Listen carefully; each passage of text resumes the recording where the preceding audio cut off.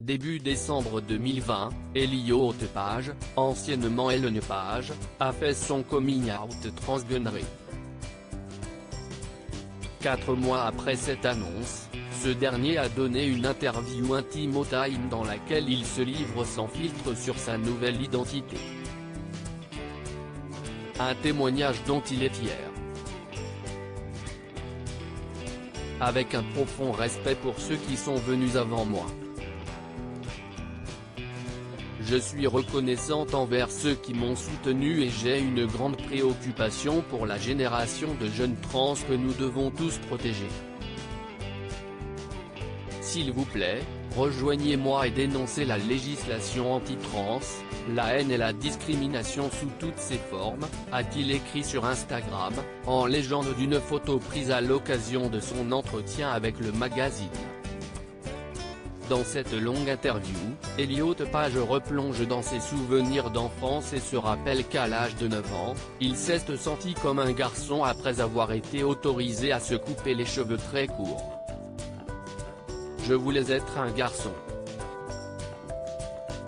J'avais demandé à ma mère si je pouvais en être un jour, raconte-t-il.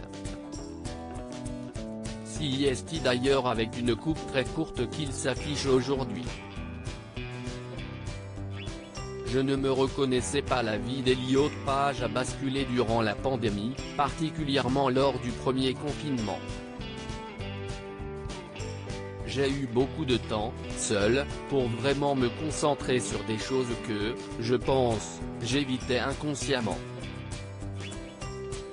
J'ai enfin pu accepter d'être transgenré et me laisser devenir pleinement ce que je suis, explique-t-il. L'acteur avait donc préparé son annonce en amont et s'attendait à beaucoup de soutien, d'amour et d'une énorme quantité de haine et de transphobie. Et il assure que c'est essentiellement ce qui s'est passé. Pour se sentir mieux dans sa peau, Elliot Page a subi une première transformation physique, il s'est fait retirer la poitrine. Une décision qui a changé la vie de celui qui ne se reconnaissait plus. Pendant un long moment, je ne pouvais regarder une photo de moi. C'était aussi difficile de regarder les films, surtout ceux où je joue un rôle féminin, indique-t-il. À 34 ans, Elliot Page peut enfin le dire, je suis enfin qui je suis.